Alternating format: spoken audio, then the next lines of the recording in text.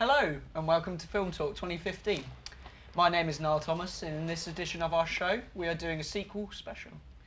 Don't forget to get in touch with us using hashtag Film Talk 2015 on Twitter.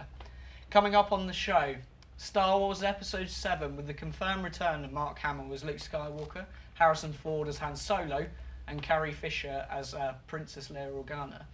Then we have Fast and Furious 7. Unfortunately, the franchise continues without Paul Walker, but we do see the return and emergence of Jason Statham as Ian Shaw, brother of the main antagonist of the previous movie, Owen Shaw. And finally, we'll have a look at Avengers Age of Ultron, a highly anticipated sequel featuring Elizabeth Olsen, who starred in the new Godzilla film and had a cameo in the latest sequel to Captain America. And now, to introduce our guests, Dan Haywood, film enthusiast from Tavistock, and Jordan Brox, avid film fan from Crewe Kirk. Hi, it's nice to have you both here today. Thanks very much. Starting off, we have Star Wars Episode 7, which is scheduled for release on the 18th of December 2015. Star Wars is one of the highest grossing franchises of all time, with 6 previous instalments spanning from 1977 to 2005. The franchise reached box office sales of over 4.3 billion worldwide, making this an eagerly awaited film. The story starts at least 20 years after the Return of the Jedi, where we left the Empire defeated by Luke Skywalker and the Rebel Alliance. Given the film's legacy and the modern day hype, how do you think that the film will live up to that hype, Dan? I'm sure it'll do really, really well. I mean, it hit the ground fantastically in '99 when it came back for its second trilogy, and it's just gone from strength to strength. Star Wars, since 1977, the world has been encapsulated by these films. The franchise has grown and grown, and I'm sure it's just going to do really, really well in the box office. Yeah. In your opinion, Jordan? Oh well, I'm really happy to say that J.J. Abrams is directing this, so it might give that film a new modern twist on it, like he did for Star Trek. Yeah. So the way he rebooted Star Trek might be another way he rebooted Star Wars, and I'm really looking forward to see how he does that. Yeah. Comparing the competition at the time of its release, do you think it stands a decent chance of outgrossing the first film, Jordan? Well, the first film? Yeah, the first set of films. Oh. Well, obviously, because the prequels didn't do so well. What I'm really looking forward to with these is that it's a cast not known of, because in the prequels, you had Liam Neeson, we had Samuel Jackson, and we had Ewan McGregor. All did huge films, Trainspotting, Schindler's List, but the films didn't turn out so well. What's good about this, they're unknown actors. It's like going back to the original Star Wars films, where they're not so, there's new people. They get new actors, has to get careers from it. Exactly. How do you both feel about the casting decisions for the film? Is it a good idea that they're bringing back the old cast, or? Yeah, I think you've got to bring them back. Harrison Ford, Carrie Fisher, and Mark Hamill have got to be in there. They're synonymous with the Star Wars franchise now, and you're moving the story on. But you need to see where those characters go. Exactly. Everyone wants to see them on the screen, not necessarily in HD. Obviously, they're going to look a little bit special there. But they are Star Wars, and I personally want to know where those characters go and where they become. The story's got to intertwine with each other. All 9 films, as they will be, have got to tell a story. So I'm really excited to see where they go. Good. Right, and now we've got Fast and Furious, which is scheduled for release on the 10th of April 2015.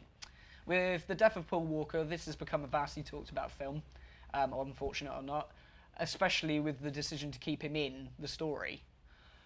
Jordan, do you agree that this is the right thing to do, or is it disrespectful in any way? I think it's disrespectful in a way, because Paul Walker's been with the franchise for a very long time, and instead of cutting him off during a story, I'd rather they leave what he has done and let people kind of reminisce what he has done and stay positive, not to kind of drag out his life. Leave him out as he's done, really. And you don't? I sort of disagree. I think Paul Walker is, again, synonymous with the franchise. You can't have Fast and Furious without Paul Walker. It's also going to leave a lot of people questioning what's going on if his character isn't shown, and then we see where he goes in the story. It's apparently going to be that he retires during the film. I think that's quite a poor storyline, especially for an ending of such a great character. I want to see what happens, but they're going to use his brothers as body doubles and things. It's going to be very difficult for the filmmakers, but it'll be interesting to see. Well, I mean, it could go either two ways, couldn't it, really? It could. I hope they do give him the right send-off somehow, some way. They use the CGI these days. It's not impossible to do. Obviously, the cast have spoken of their love for Paul, how he's basically a member of the family, a brother to them, so they won't allow this film to go down the drain. They won't allow his character to leave without a strong ending. No, definitely not. All of the films have a very similar plot line, just in sort of different kind of settings, really. How does this franchise, maintain its appeal with such elements being so similar? Well, this is a film that you're going to go to the cinema and enjoy. And that's the underlying factor with Fast and Furious. It isn't going to win an Oscar. No. It isn't going to get these guys fantastic accolades as actors, but it's going to make them very rich, and it's going to give us a fantastic spectacle to watch. It's going to be fast. It's going to have a lot of really good cars in it. It's going to have some good action sequences. Yeah. It's a bit cheesy, but it's really easy. That's what it's about, though. It's really, easy viewing, and that's what you've got to go to the cinema and enjoy sometimes. I think. And you, Jordan? Well, it's typical. If it's not broken, don't fix it. But personally, to me, I really enjoyed the first few Fast and Furious. It's what they got set off.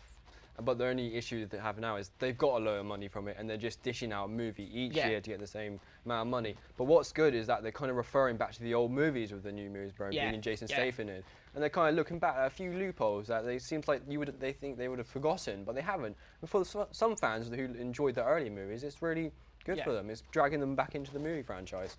Yeah.